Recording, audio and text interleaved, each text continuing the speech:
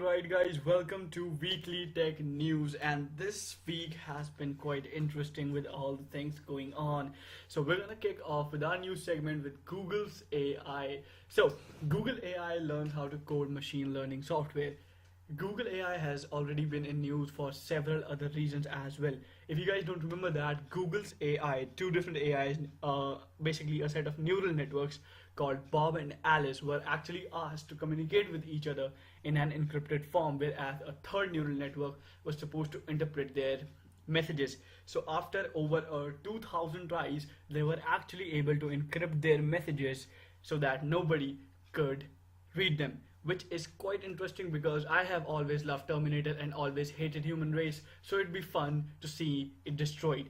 Now, let's get on with our news article. And where is my mouse? Right.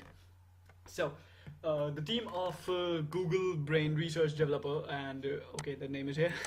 The Google Brain Artificial Intelligence Research Group has created a new machine learning software that can design a machine learning software. Wow, that's pretty cool, huh? So the MIT reviewer Jeff Dean, I suppose, who is the head researcher of Google Brain, has actually come up with a system that can actually write what do you say, machine learning code. So actually it can program a particular piece of hardware. Okay, let's just take a very trivial example over here. When I was learning learning languages, I used to code Raspberry Pis and Arduinos to do simple stuff. That's exactly what this AI can do. And the weird thing about is that it's just a neural network, and the fact that it can control the other hardware, it's quite scary because when it was tested with the human written or man-made software, the efficiency of that particular software was way more than the ones that we had written, which is kind of cool that more stuff, that more pressure will be off from our humans and we would be able to focus on other areas. But one thing that really scares me is that do you really want AIs to become so smart that they can figure this stuff out? I mean, let's just take the example of privacy, right? So two neural networks, all right, they were able to communicate with an encryption method that if we tried, we wouldn't be able to crack it until unless we start looking at the hard code of it. So the thing is that in this 21st century, right, we don't have privacy. Why the hell are you giving an AI their privacy? They do not need it. I'm not saying they do not deserve it. I'm saying they do not need it. AI is just a computer program, and I will go as far and say AI is nothing but a mere slave. So Google just getting too much into all this AI stuff is actually quite nice, and quite frankly, I like AI. I have been developing my own AI, and quite frankly, every computer enthusiast has been, because we all have watched Iron Man. But the thing is that once it's after a point, all right, after a friggin' point, it will get to a point that we will have Terminators. And okay, I don't mean to sound stupid, but yeah, that will be the case one day. So that's that, guys. Google is actually very much leaned on to that, and I am pretty sure Google will turn out to be the umbrella corporation. So no clickbait, I will probably use that as a clickbait probably. So let's get on with our second news item, which I will drag from my other window, which is not very professional, but to hell with that. So I'm just dragging this, and original article from PC Max, and actually not, but original article was from Wall Street Journal and copied by PC Max and then copied by me. So Apple alleging extortion sues Qualcomm for $1 billion.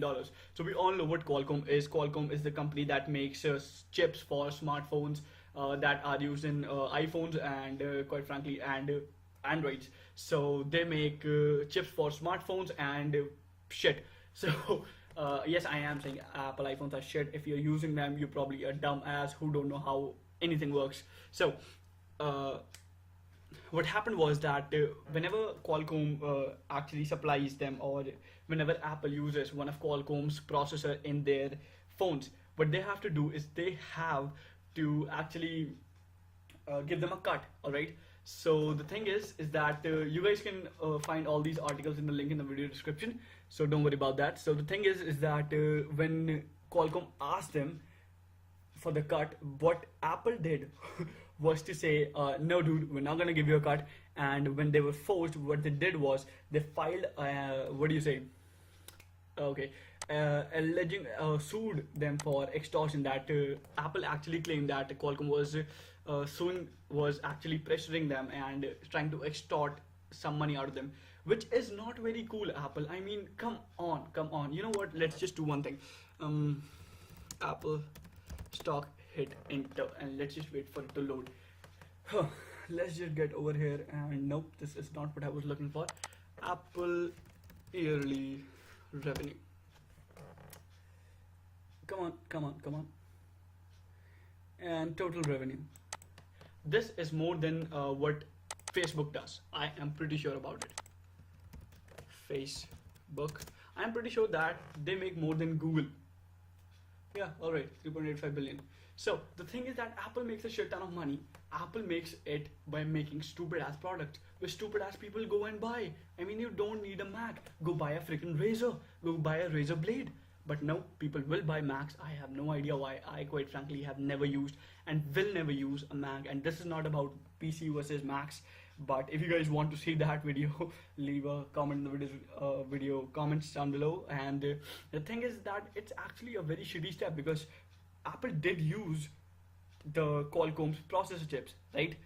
Apple is not paying them even after signing a contract. So what is the matter with you, Apple, huh? So yeah, that's kind of shitty, to be honest. So after all of the shitty news, let's get on to another window dragged over here. And if you guys don't know that Nintendo has announced that Wii U is dead officially. Original article from Lifehacker itself.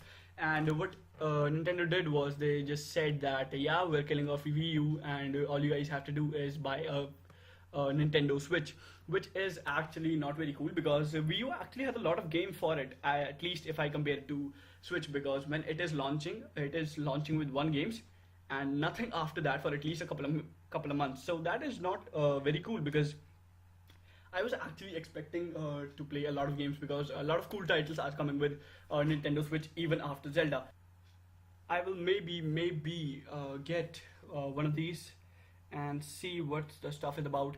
As far as I remember, this has not this Wii U, but Nintendo Switch only has 32 gigs of internal storage and can be expanded to 128 gigs max, which is okay, I guess. But if you install the games that quite frankly are coming way after the launch of the initial Switch, which is very weird because I was actually expecting Nintendo to just flood the market with all the Nintendo games. And by the way, if you guys don't know that, 1.5 million Nokia 6 were sold in China when they came out in just 15 freaking minutes, which is actually pretty amazing. And I'm quite happy to see that even after there are so many better phones out there. But you know, it is China. I have no idea whether they have blocked OnePlus to enter their market or not. And it's actually kind of exciting news for me, and I really like that Nokia is finally getting back. I really hope that they are getting quite a bit of revenue because I really want them to innovate a little bit more. And we just shifted off from Wii U, but quite frankly, I have never been a very great fan of arcade games. And death of Wii U, I don't care. Even Nintendo Switch doesn't very excite me a lot. So I probably use emulator, so that's that. And I am not very excited, like I said. So yeah, let's get on to one of the interesting news that happened this freaking week, not this year, week. A hacker was able to hand Facebook their ass with a image magic flaw. So if you guys don't know, image magic has been used for over and over decades for running a code in the background. So image magic is actually an open source software that is used by different companies and different editors to fuzz around with their images and whatever those guys do. I have no idea what they guys do. So what image magic does is that it will it will generate a code, it will generate a freaking image, but you guys can always fuzz around with that image code. And as the software is open source itself, you guys can add your own code to the image and execute it. So after uploading the freaking image to the what do you say, web server, the name of the guy was Lenovo something. Okay, do we have it over here? I'm just gonna. Okay, Bug Hunter, not Hunger Frostbite. Come on. Bug Hunter Andrew Lenovo. I have no idea if Hunger is the right term, but I'm pretty sure Hunter is the right term. Andrew Lenovo has a detailed blog post which you guys can read yourself. I'm not gonna go through that, it is way too long. I have gone through that, I'm not gonna explain it over here. And a link will be in the video description. And what he did was he was able to get remote code execution, and he also outputted a lot of good stuff to the officials of Facebook, and he actually presented them with the results of, with the cat results of, what do you say, I suppose, okay, with the proc version. So obviously he didn't post all those details in his blog, which I am sure I have open over here. And let me see. Okay, I have it open over here. I could have clicked on that stupid link, shouldn't have. And alright, this is it. I am not going to explain it. This is complicated stuff, and if you're a beginner, you know, just go read through it and this will be fine. Okay, so the next what do you say, news is from a hacking industry over again. Let's just shift over here. And new Intel CPUs can be hacked using the USB and port and a hardware feature. Well, okay, what do you say, Intel's okay, let me start from the very beginning. Intel's processors often use DCI or direct connect interface to debug the processor, right? So this can be accessed through a USB 3.0, which is actually cool because you guys can actually tap into the processor and get hex values for whatever is happening, and you guys can obviously dehash it.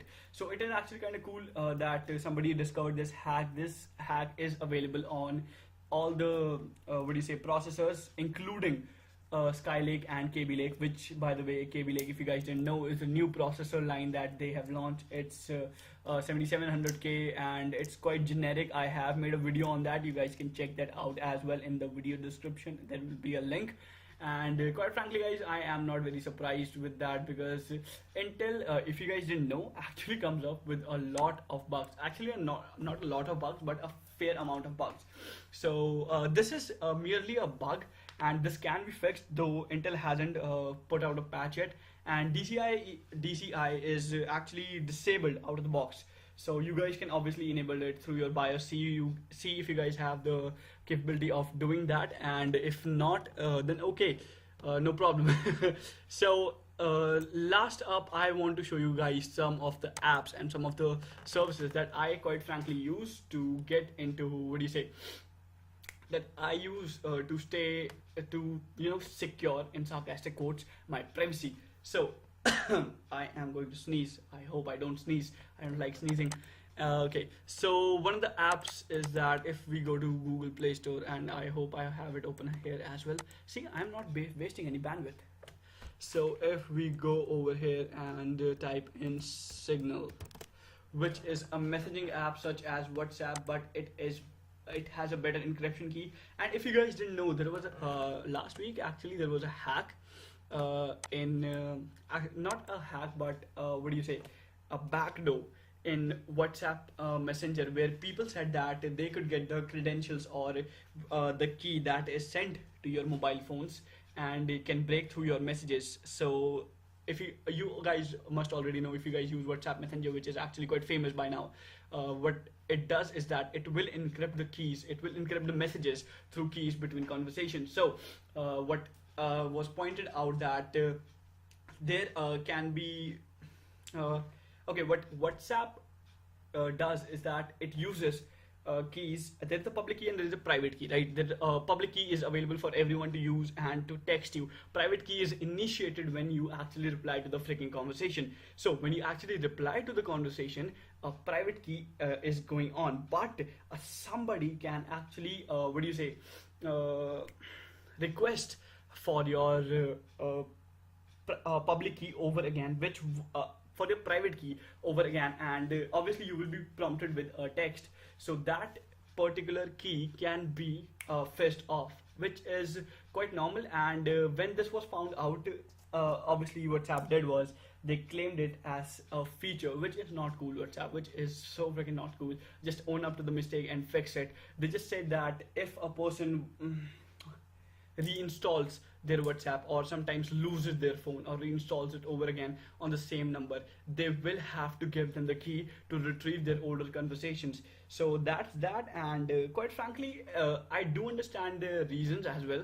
So you know what, to hell with it. We're talking about Signal Private Messenger. This works in a similar way. This exchanges key. You have a public key, you have a private key, and that's exactly what it does. It will replace your WhatsApp Messenger.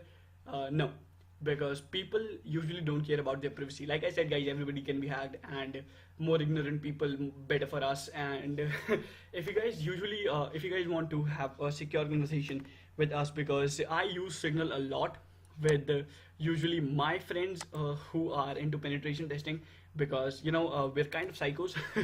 So I would really encourage you guys, if you guys would like to use this. Also, guys, I would like you to use one of the things that I'm gonna Google.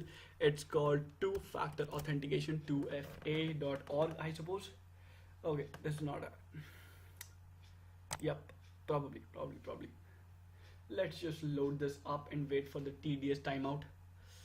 Actually, you know what? By the time this loads, let me drag on another window right over here. Okay, guys, so this is protonmail.com, and this is actually a very neat little website or service provider. They actually provide you with, what do you say, encrypted emails, and it's actually nice because I use it for my professional work, and I use Gmail for fuzzing around with stuff and checking whether their mail AI who marks your mails as a legit email and spamware is still working very well or not. I am no way authorized, though I do try to mess with the particular algorithm. So that's that, and I would like you guys to sign up to this. Again, Proton Mail or Signal is not paying me any money. This is just a, what do you say, you can almost say free advertisement, but I'm just recommending this out of my own will, and I don't get a cut in this. So just sign up. This doesn't require a lot of personal details such as your phone number, etc, etc. And okay, one of the things that you guys probably didn't know, if you guys go to Gmail, compose a message, and probably type in something. Okay, if you guys there was a case I remember. It was mostly passed on as a joke, but it actually struck me because when there was a freaking meme that a person had written that a person had written an email to his boss or someone, and he had said that I have attached the files, and he hit send. There was a notification pop-up that said you have said that you have attached an email, yet you haven't put on any attachment. Are you sure you want to send this email as it is? So the guy did attach the email, and he was actually pretty impressed by this. But quite frankly, I am not, because I am not sure that is Google getting all the data that I am writing on this servers. Is all of my data is just getting feeded into a server, and my identity is being created, and I am being classified, because quite frankly, guys, I am drifting into my native tongue as much as I get more personal into this, but it really bothers me that all these companies know almost everything about us. And when I say everything, I mean everything. They can if they put their mind to it, they can tell you how much time does it take you to come on a Pornhub website. I'm serious. If you track your time from the amount of time that you were on a video to the amount of time you weren't doing or weren't touching the mouse or weren't navigating into the windows, and by the time you close the window, don't you think we would be able to guess how much time it takes you to jizz? I mean, seriously, do you really want to live in a world where people can judge the time when you jizz? I mean, this is the most horrible example I've ever given in my life. Which is saying a lot, by the way, considering my life. So I just want you guys to sign up on these forums and platforms. This should help you with your privacy just a little bit, not a lot maybe, because I don't expect it to do a lot. And I hope you guys stay anonymous, not the organization, not the hacker organization. And I just want you guys to stay safe, alright? Just Okay, there's a very good saying that hack to learn, don't learn to hack. So with that said, guys, this is the end of the video. I hope you like this video. If you guys want to see more of us, hit that subscribe button. If you like this video, hit that like button. If you dislike this video, hit that dislike button. If you want to discuss any of the stories that we went through, just get down in the comments down below, and I will be replying to each and every comment till let's say I have a late sleeping schedule, so I'm just gonna wait and see how many comments I get. And thank you guys for watching. I'll see you guys in the next video tutorial, which is tomorrow. And thank you guys for watching. Paxi signing out. See ya.